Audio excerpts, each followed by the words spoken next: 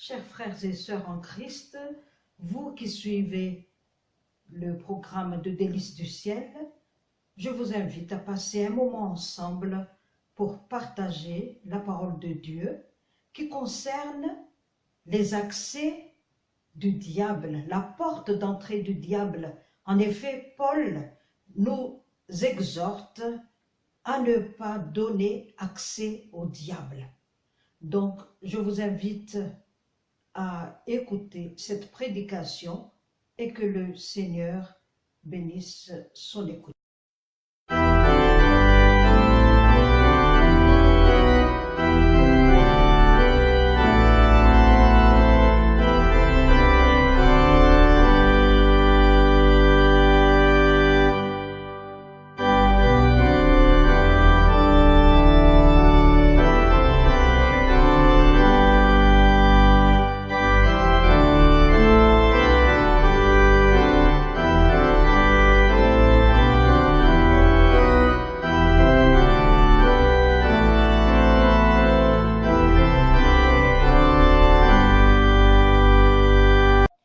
Je vous invite à prier. Seigneur Jésus, viens nous parler ce soir. Touche mes lèvres pour que je puisse partager ta parole et bénis les auditeurs. Au nom de Jésus, Amen. Nous allons lire la parole de Dieu dans l'épître de Paul selon Éphésiens, chapitre 4, verset 27. Au nom de Jésus, ne donnez pas accès au diable. Amen. Ne donnez pas accès au diable. C'est Paul, chers amis, qui parle, qui donne un panneau indicateur pour la conduite à tenir, pour avoir un revêtement de l'homme nouveau et pour dépouiller le vieil homme. Et ici, il dit, ne donnez pas accès au diable. D'abord, nous allons voir ce que c'est que le diable, qui est le diable, qu'est-ce qu'il fait. Ensuite, nous allons voir quelles peuvent être les portes par lesquelles le diable peut entrer. Ensuite, nous allons étudier pourquoi il ne faut pas donner accès au diable et à la fin, quelle est la conduite à tenir pour ne pas donner accès au diable. Qui est le diable? Le diable, qu'on appelle aussi démon ou Satan, sont appelés aussi anges déchus. Pourquoi? Parce qu'avant, ils étaient des êtres parfaits au ciel, mais ils étaient entrés dans l'orgueil. Ils ont voulu être au même rang que Dieu, voire supplanter Dieu. C'est pourquoi ils étaient renvoyés du ciel. Et ils sont devenus les adversaires de Dieu, qu'on appelle aussi les ennemis de l'homme, on les appelle aussi les tentateurs, les méchants, les esprits des ténèbres, etc. Qu'est-ce qu'ils font? Ils font ce qui est contraire à la loi de Dieu et ils tentent les hommes. Qu'est-ce que ça veut dire tenter? Tenter, c'est inciter au mal, c'est attirer les hommes à pécher contre Dieu. Qu'est-ce que ça veut dire pécher? Pécher, c'est désobéir à Dieu. Pécher, c'est faire des actes contraires à la loi de Dieu, à la volonté de Dieu. Donc, le diable cherche à tenter les hommes pour faire ce qui est contraire à la volonté de Dieu, à la loi de Dieu. Voyons maintenant par quelle porte il peut entrer. Alors, nous allons étudier ce qu'il a fait dans Genèse 3 auprès d'Ève. C'est le péché originel par lequel le diable est entré dans le cœur de nos ascendants, Adam et Ève. Dans Genèse 3, effectivement, le diable a pris la forme d'un serpent et il est parti voir Ève. Nous allons voir qu'il est entré par les 4 organes d'Ève. D'abord les oreilles, puis les yeux, puis la main, le toucher, et enfin la bouche ou la langue, le goût. Et c'est aussi sa manière de faire même de nos jours. D'abord, il est entré par les oreilles d'Ève en lui parlant. Et il dit quelque chose qui est contraire à ce que disait Dieu. Il traite Dieu de menteur. Il dit du mensonge. Il dénature la parole de Dieu.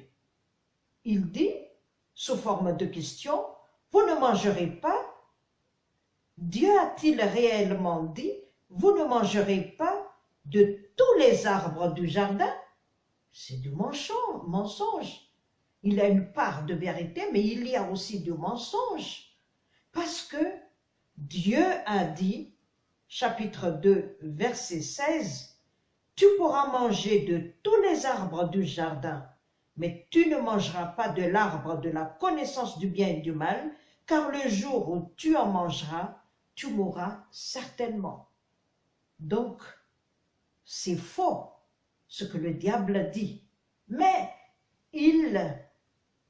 c'est sa manière de faire pour entraîner le doute dans la conscience d'Ève, pour pouvoir prendre le cœur d'Ève, la corde d'Ève, et il lui fait miroiter des choses. Après, il disait, « Vous ne mourrez point. » Là, il traite vraiment Dieu de menteur, parce que Dieu disait, « Le jour où vous mangez cet arbre, tu mourras certainement. » Alors que lui, il dit, « Non, vous ne mourrez pas. » Et il va plus loin. « Vous serez comme Dieu. Vos yeux s'ouvriront.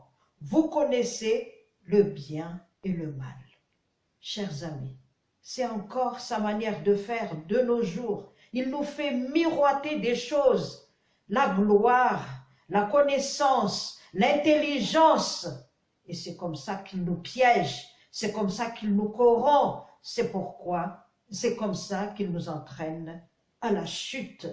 Et effectivement, Ève a été séduite parce que maintenant, Satan ou le diable va à la deuxième étape pour attirer Ève, et là, il entre par ses yeux.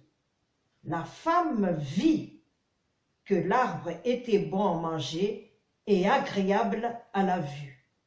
Nos yeux, c'est une porte d'entrée du diable. Le Seigneur Jésus disait que quiconque regarde une femme et la convoite commet déjà l'adultère avec elle dans son cœur. Combien de fois, chers amis, nous n'utilisons pas nos yeux pour pécher? Combien de fois le diable ne nous tente pas avec nos yeux, avec les panneaux publicitaires où il y a des femmes nues, avec la télé que nous regardons, l'Internet. Le diable nous tente et arrive à nous faire chuter. Savez-vous que David, qu'on appelait l'homme du cœur de Dieu, a péché à cause de ses yeux, parce qu'il a regardé une femme nue. Il a regardé la femme d'Uri qui prenait la douche. Et de là est entré le péché, et c'est de la dégringolade inéluctable.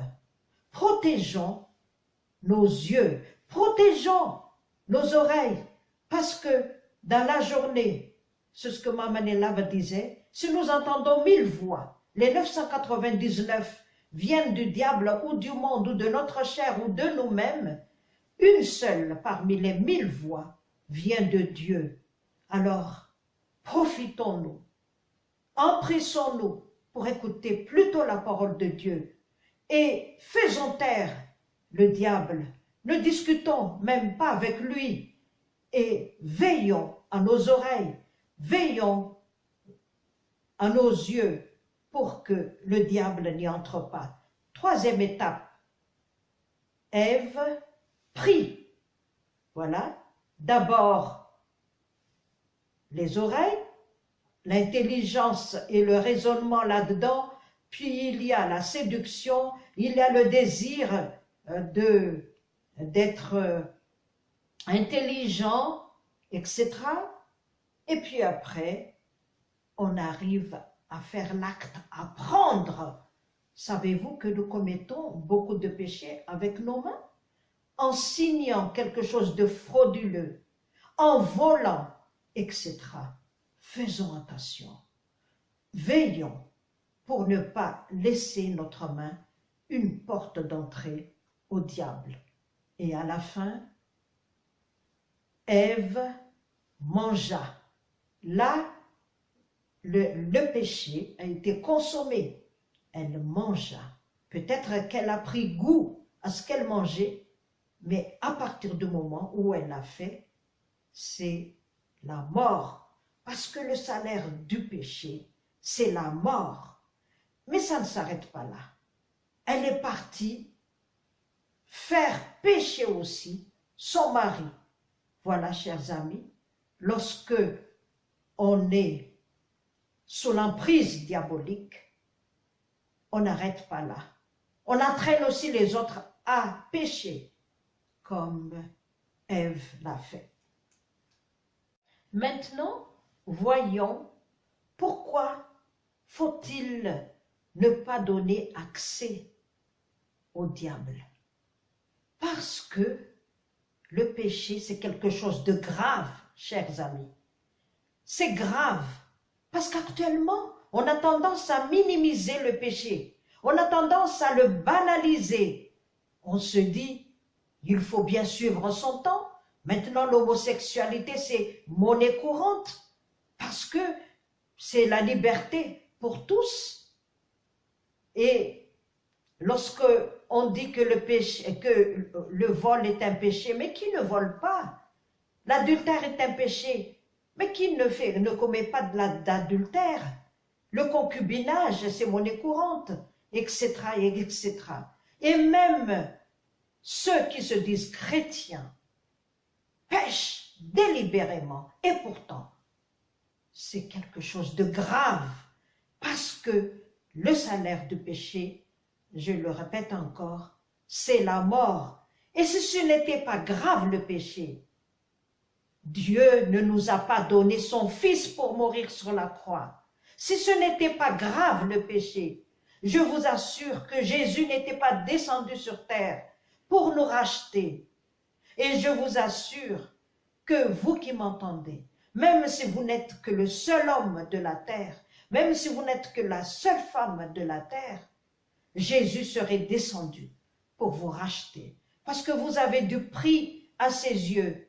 Ce qu'il veut, c'est de nous avoir avec lui au ciel, vivre avec lui éternellement, parce qu'il ne veut pas que nous ayons en enfer, il ne veut pas que nous ayons la perdition éternelle.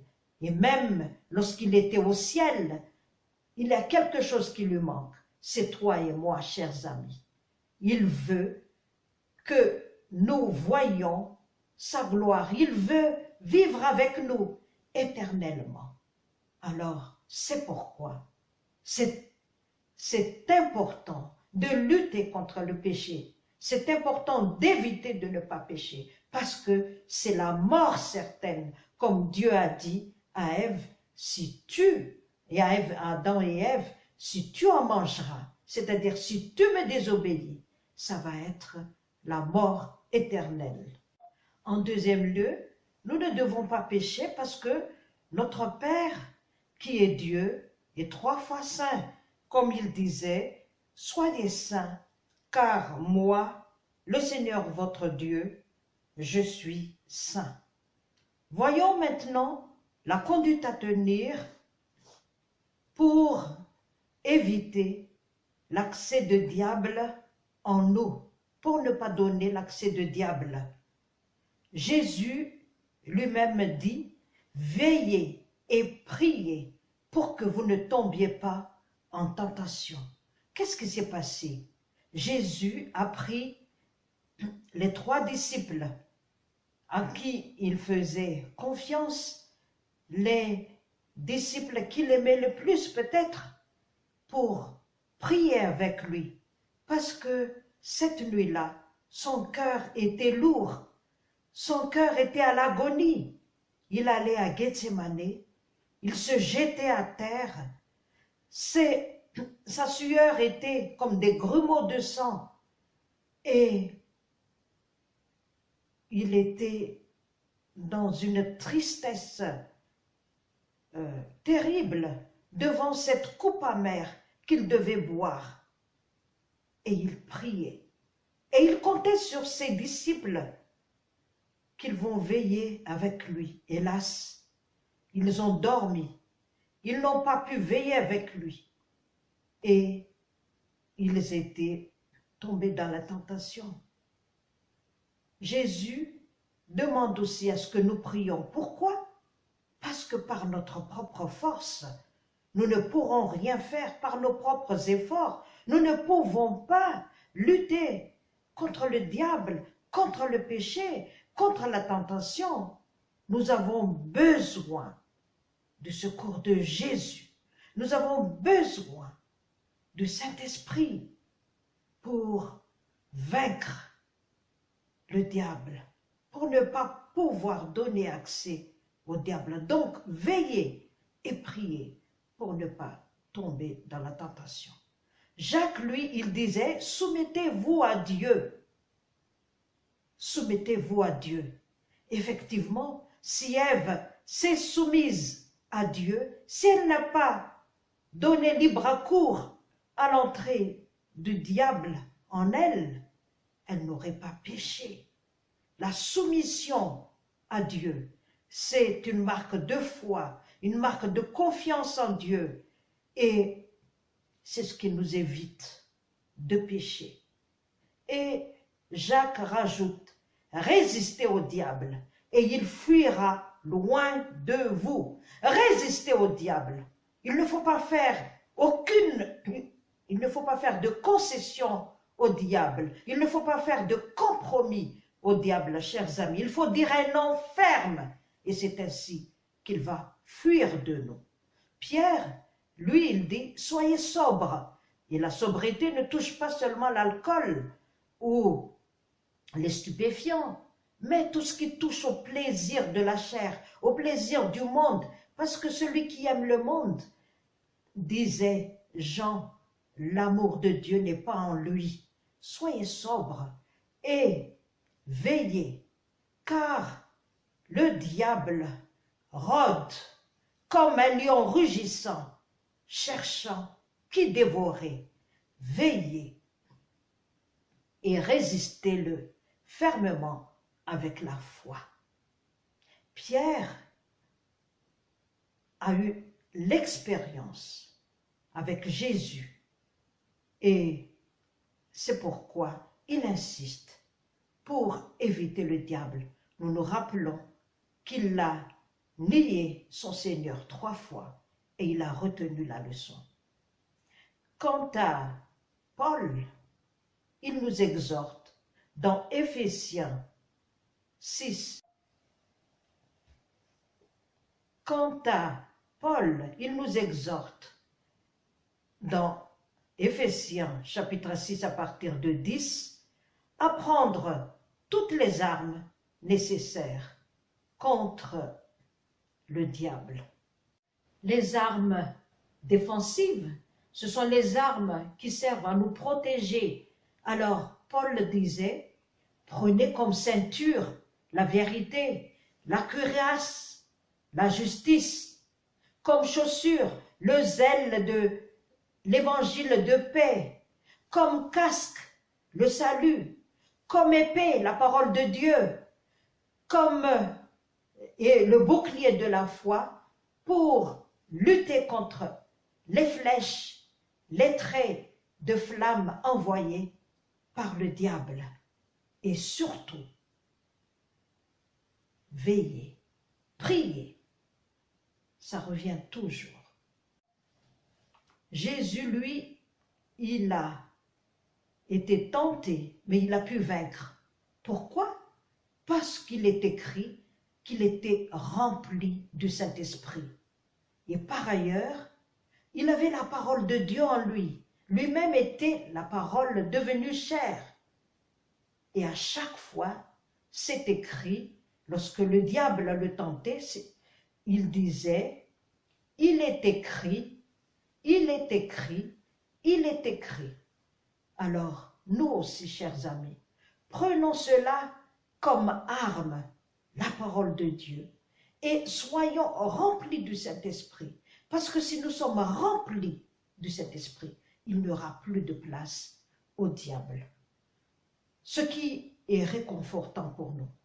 Nous ne luttons pas seuls, parce que nous avons un souverain sacrificateur qui connaît nos faiblesses, qui compatit avec nous, qui a été tenté comme nous, mais qui n'a point péché. Donc, il comprend ce que nous avons comme tentation, mais il est là pour nous aider.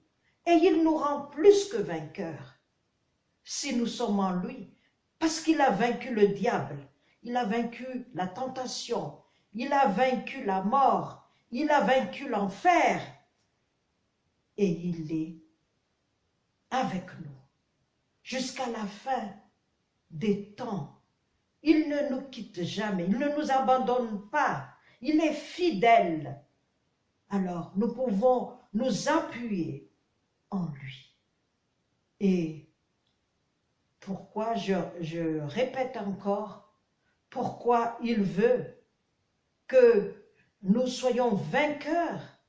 Parce qu'il veut que nous ayons la vie éternelle. Donc, ce soir, la parole de Dieu nous appelle à lutter contre le diable. Ne l'écoutons pas. Ne le faisons pas entrer par nos yeux. Chassons-le. Dès qu'il nous parle, faisons-lui taire. Et utilisons toutes les armes qui sont à notre portée. Et surtout, appuyons-nous sur Jésus et veillons, prions pour que le diable n'ait aucun accès dans notre cœur, dans notre vie. Et que la gloire seule soit à Dieu pour les siècles des siècles. Amen. Nous allons prier. Seigneur Jésus, merci pour ta parole. Règne dans notre cœur, afin que nous puissions vaincre le diable et que nous puissions fermer toutes les entrées par lesquelles il peut accéder à nous. À toi seul soit la gloire, au nom de Jésus. Amen.